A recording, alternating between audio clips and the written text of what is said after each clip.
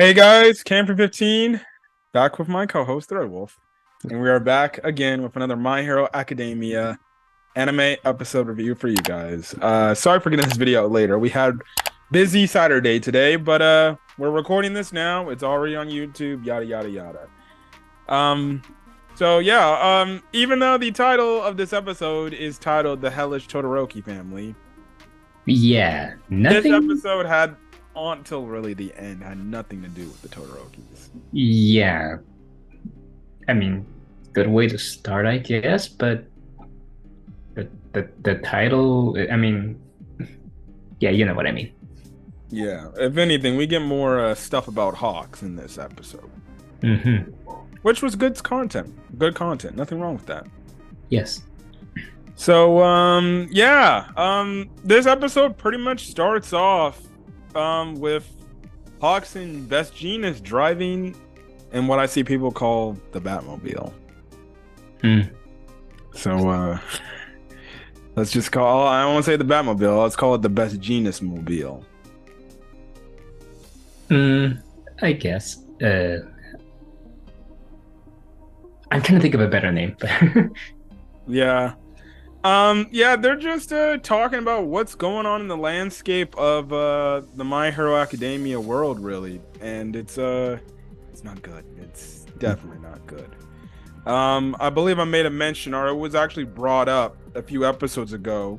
If we all remember that hero, that one hero who's just looking at the description, he talked about not being in his line of work, being a hero is not out for him.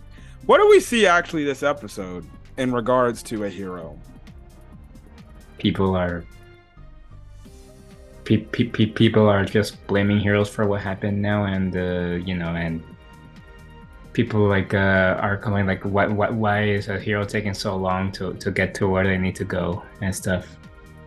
Yes, yes, Yeah, yes. and they're just like they don't want to rely on a hero anymore, and so they're defending themselves basically.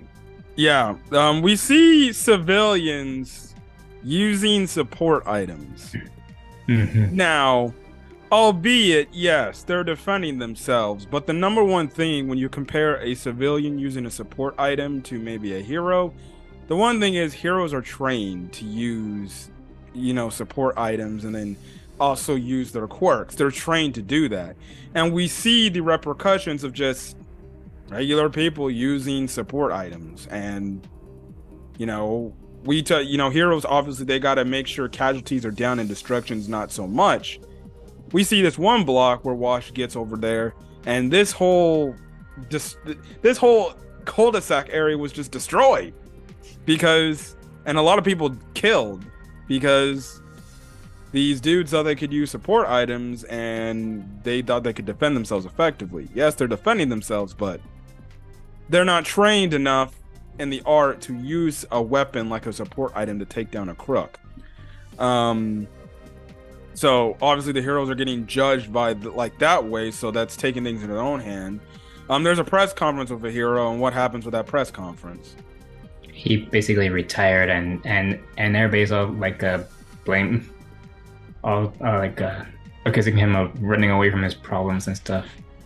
Yeah, which let's be honest, they're kind of right. He is kind of running away from his responsibilities of being a hero. Like, you think, like, in this time of need, this time of desperation, the heroes will be counted upon more than ever before, even if they are getting hated. Why would people openly retire? It goes to show you that maybe Stain was right. I think I made a mention about this a few weeks ago in one of our reviews. Maybe Stain was right. Maybe there are only heroes out there that only care about getting the money more than actually doing the good thing and helping people. And shockingly enough, it's this old guy who was the number 9 hero. Is it number 9 or number 10? He was the number 9. Number 10 was Ryuku. Mm. So just to see this old man say, like, yeah, I'm gonna go just retire and be an old man. First things first, I don't know what the hell he was thinking of. He should have not been doing his hero work. He should have retired a long time ago. But okay, Mister, you would one hero of the top 10 retired. Now, how big is that? I mean, how many heroes are out there? That's the question. Or how many heroes are left out there? Yeah, and mind you, this is just Japan only. So you don't we don't know. Could the heroes now? I know they don't have a hero commission right now because the hero commission CEO is dead. But maybe the heroes get together. Maybe they call up a country, another country, and say, "Hey, do you think you can supply us some heroes to come and give some backup from other countries?" But wait, I feel like the thing that Toya recorded. I feel like it went everywhere, not just Japan. No, it only went just Japan. Hmm. I don't know. I feel like if he were smart, he should have went all over. Why would Okay, let me throw you an example. Why would people in, say, America care about Endeavor when Endeavor has no ties to America? I guess. Jesus. I'm just saying, like, why? If anything, To throw people for a loop about heroes, man. About what's a real hero and what's not. well, yeah, but I would just say their plan right now wasn't anything to do with any other country. Their plan was to target just Japan. Whatever, man. Continue. Jesus, you putting me on the spot right here. I'm just playing devil's advocate, my friend. We're having a Well, peaceful discussion. Mm-hmm. And I'm just throwing the I'm just waiting for the conversation to throw heat at me now. I'm just saying, like, well, we don't get anime live on our TVs out here unless we go to Crunchyroll or Funimation or any of the other streaming accounts. So it wouldn't make sense. Why would a news broadcast in Japan, who's covering this news site about this attack on the Jakku Hospital during the war arc, why would they be broadcasting that in America?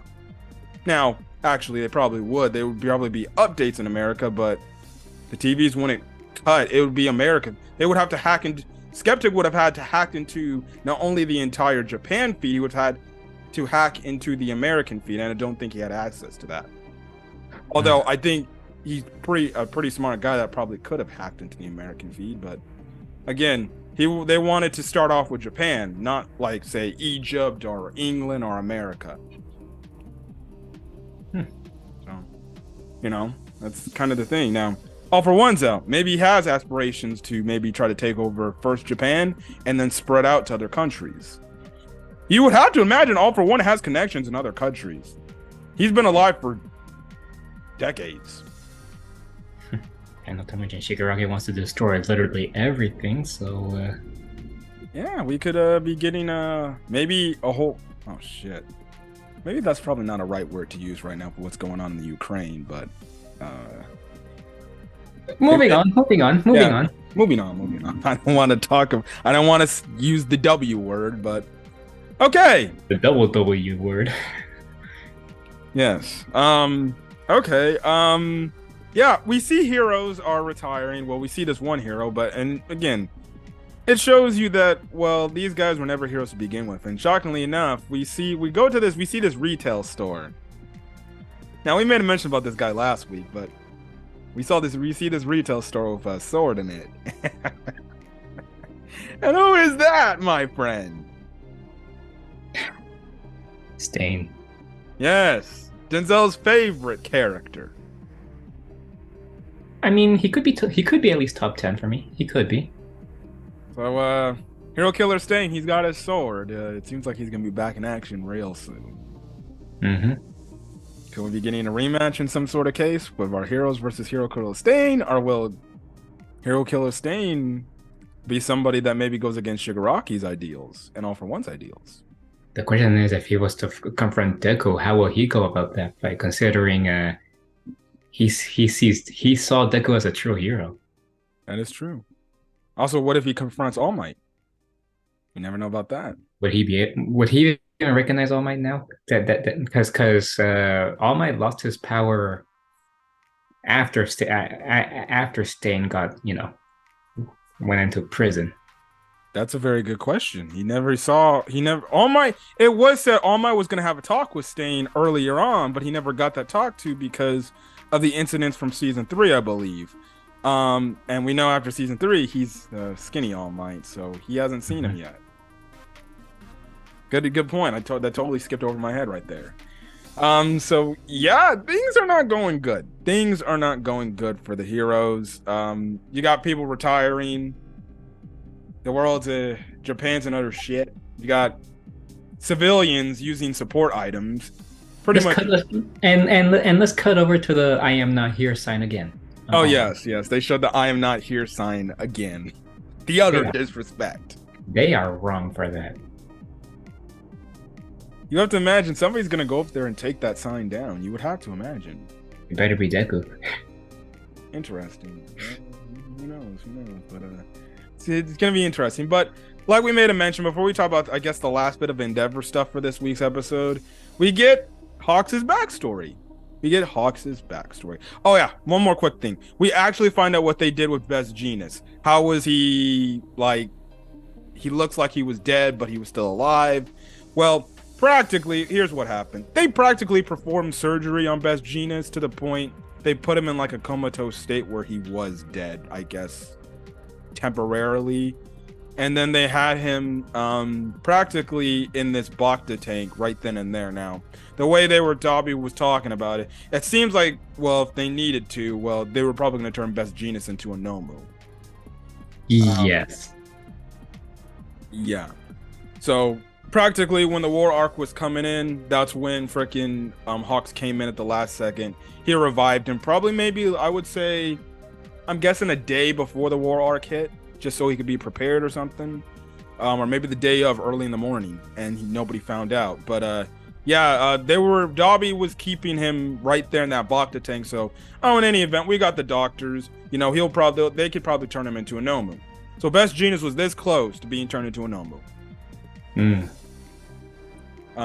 But you know, the thing is, you know, Hawks had to do what he had to do to play it off that Best Jeanist was dead, because we know Dobby, or Toya, he's super smart and nothing gets past that man. We learned that the hard way. So they actually had to perform a surgery on him that pretty much temporarily killed him. But obviously he got brought back to life. Simple as that.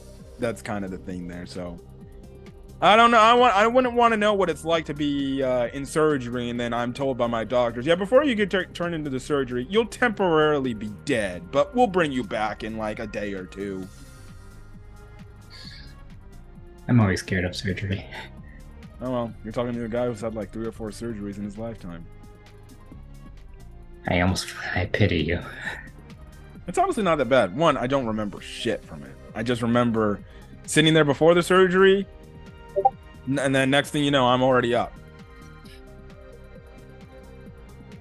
So that's how it works. Okay. Yeah, when they put you to sleep, you kind of don't feel it. You just knock out pretty much, and that's kind of it. So yeah. Anyways, the biggest part of this episode revolved around Hawks' backstory. Now, we only got tiny bits and pieces of Hawks' backstory. We obviously saw like a few images of him when he was a kid from like season 5, I believe. Last season, or I think even in season 4 when he was first introduced, when we'd always see Kid Hawks holding that Endeavor plushie. And we always... Yeah, I was gonna say we also saw a few clips of him on the beginning of this season also. Yeah, and then only a few weeks later, it was revealed, thanks to Dobby and his whole speech to the world, or well, to Japan, his dad was pretty much a criminal. Well, we get the full backstory of Hawks. So Hawks' dad was a crook. He was a criminal. He was a bad dude. And they lived out in this little hut area. Like, good God, when I say it was a national hoarding place, it was a national hoarding place. Yeah, Hawks was just living a pretty terrible lifestyle. His dad was like disowning him, kicking him around, treating him like dog shit, pretty much. Excuse my language. But Wouldn't be the first. Like it was bad. Like he even said, "I wish I weren't. I wish you weren't even born. I don't even know why your mother had to have you." And he was right there listening to that. Hold on to that Endeavor plushie at all. We see that, Hawks, when he was a kid, he watched TV and everything, and then he saw the heroic acts that All Might did, and even he saw a heroic act that Endeavor did, and obviously that was a spark for him wanting to become a hero right then and there. But even then, his dad was pretty abusive, not only to him, but even the mom, as well. But then, some time passes. We find out that his dad ends up actually getting captured, because he was out doing something, and then he tried to steal something. He ended up getting caught, and funny enough, coincidence enough, Endeavor was the hero that caught his dad. So practically because of this, him and his mom, they had to leave because his mom had the feeling, well, they're going to trace your father back to this place. So let's go off on the running. So they were on the run for, I guess, a few months or something like that, just living on in the streets and everything. And,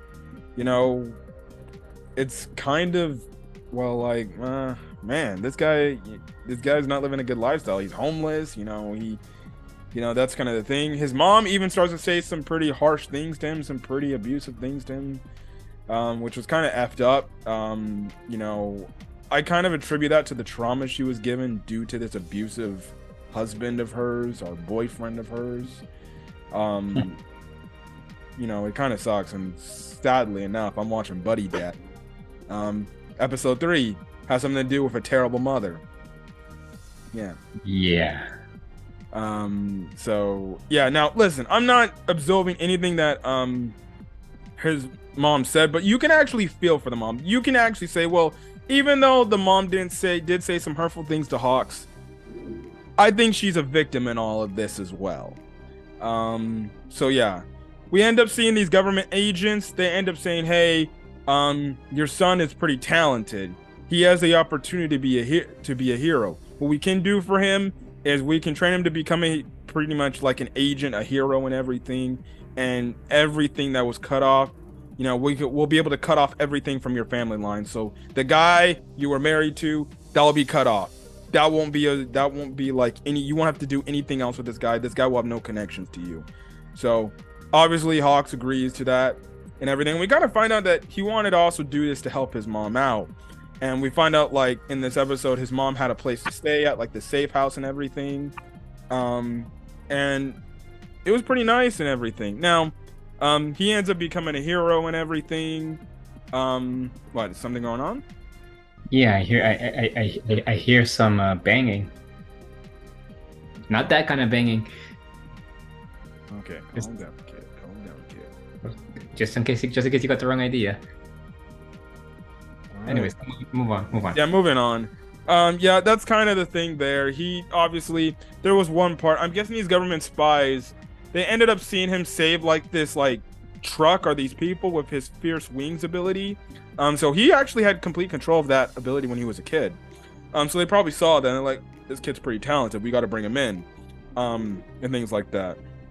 So yeah, they actually end up, Best Genius and Hawks ends up driving to his mom's house to check in. So he wants to go check in on his mom and see how she's doing in all this.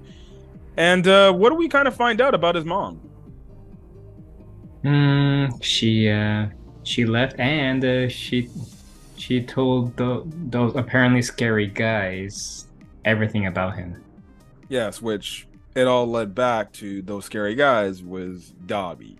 So Dobby knew a whole thing, pretty much had the whole thing about, Hawks already knew from the beginning, because you remember from their fight they had earlier this season, he called Hawks by his real name.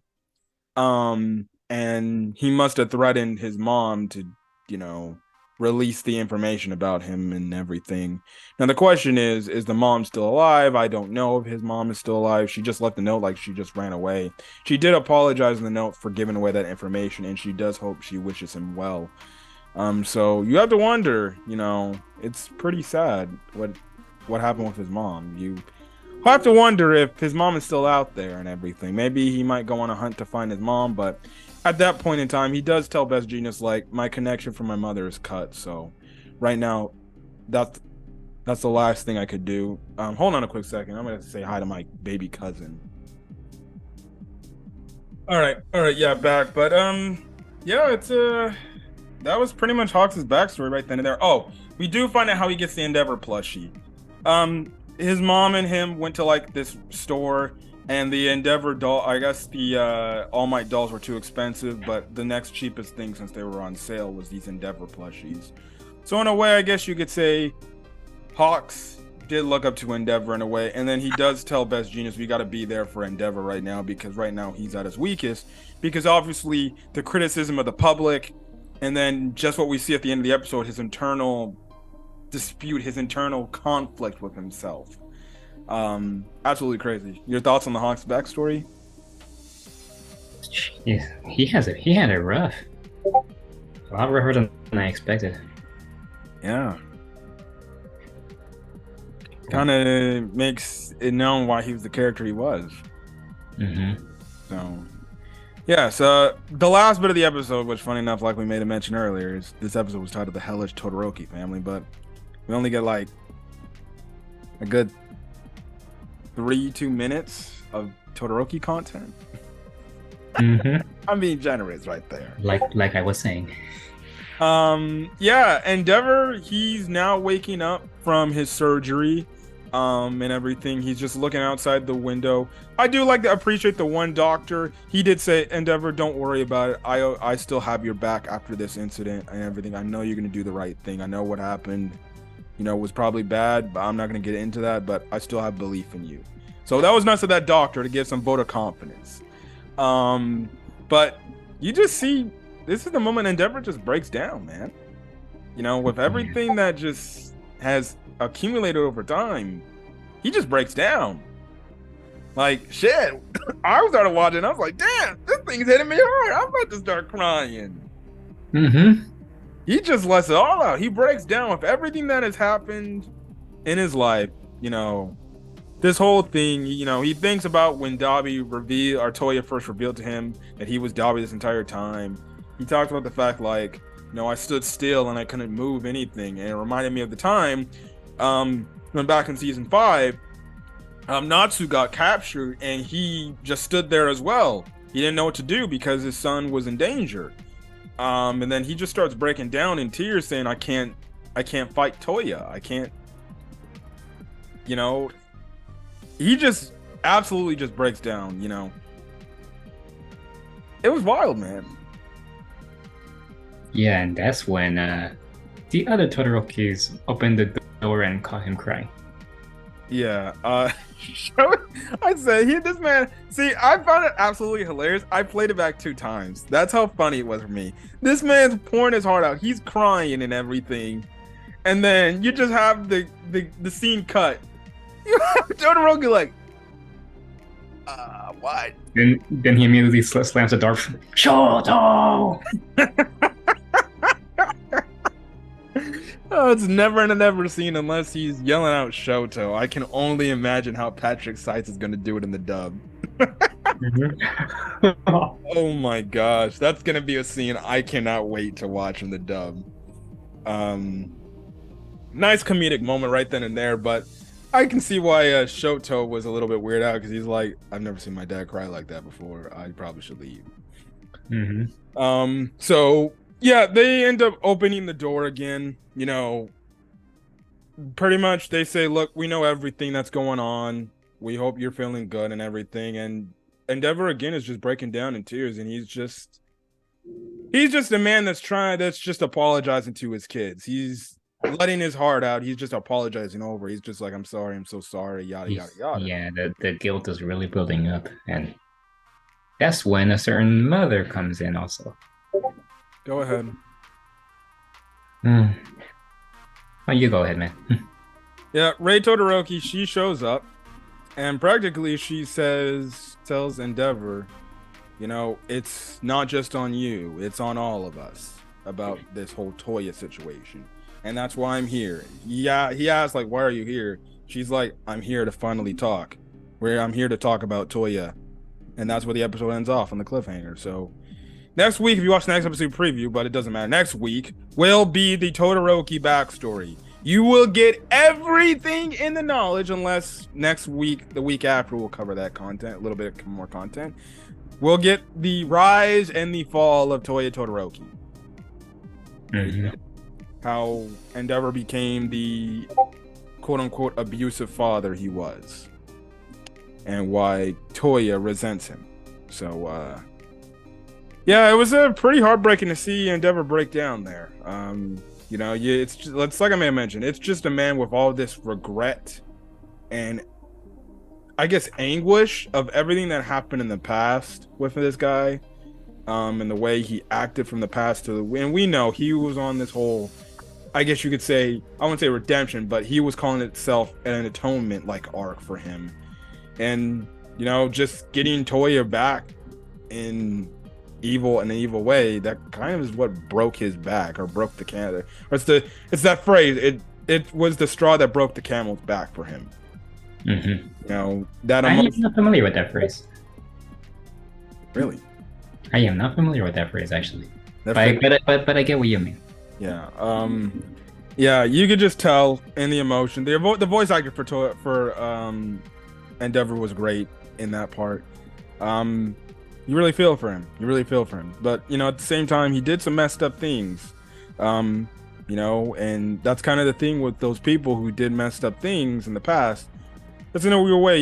You know, you got to atone for it. You may never be forgiven for those acts, but you can definitely try to make your life a better person, or you can be a better person from that incident. Because we know his kids, they don't like him like that. Well, we see that, you know, Fuyumi, she obviously still cares about her dad. Maybe she deep down's like, oh, I still don't appreciate what he did in the past, but I still love my father. He still is my father, and I still care about him. I still worry about him. But we know, like, Shoto and Natsu, they don't really love him like that. They just like, well, we have respect. Well, I wouldn't say we have respect. We just know you're a father, and what you say will never matter to us. We won't forgive you for what happened in the past. But, well, and we know Toya definitely ain't forgiving him for what he said. He wants to bring his own dad to hell with him. Mm-hmm. So, yeah, it's gonna be interesting. And it looks like the mom's all composed and everything. I believe this is the first time her and Endeavor has talked to each other since Endeavor had to put her in the rehab facility. Mm-hmm. So, it seems like she's well, even after hearing about the news with Toya being revealed. So, it's gonna be a very interesting episode next week. I know you're definitely looking forward to next week's episode because you want to find out this backstory. But yeah, another solid My Hero Academia episode. Just can't wait for more. And then, yeah, I believe this episode adapted 2 chapters of the manga, and I believe next week. This week I think adapted 1 full chapter. I think next week we'll adapt 2 chapters, and I think the week after, which I know we're going to be getting back to the whole Deku for anybody that wants to know. There's a possibility whenever we focus back on Deku. I was counting up the chapters. We might be covering 4 or 5 chapters in 1 episode. I'm honestly not sure how to feel about that. 16 pages for each chapter. And it's a 24-minute episode. You can fit 5 chapters in that long of an episode. I hope so. Oh no, they will. You think they're gonna rush it? No, they won't. I don't know, man. These animes are unpredictable nowadays. Yeah. That's why you got me, who reads the source material. You trying to say something? Yes, I know what to expect without going into spoilers. Okay, that's what. Anyways, we're gonna get out of here. If you guys like the video, leave a like, put in the comment section your thoughts on this week's episode of My Hero Academia, as well as anything else about this episode. Hit that subscribe button not only to my channel but my co-host channel, The Red Wolf. I'll leave the link in the description below. yada yada yada. My Hero Academia manga chapter is returning next week or tomorrow. Well, it officially returned like this week, but like a day earlier. But I'm not going to talk about that. I'll talk about it tomorrow on the channel. Very excited to talk about that chapter because big things happen. Big things happen. Big. I'm not in reference to like a big character or anything, but I'm just saying very important things happen to where I'm just like applause, let's just say. I look forward to it if it ever comes, if it ever gets animated. Yeah, season 7. There you go. That's what's going to be meaning. Season 7. It ain't gonna be if. It is gonna be animated, Denzel. Have a vote of confidence. Have confidence, I guess. Yes. Now go watch One Piece. Anyways, guys, we're gonna get out of here. Catch you guys in the next video. Till then, guys, I will see you later. Peace. Peace.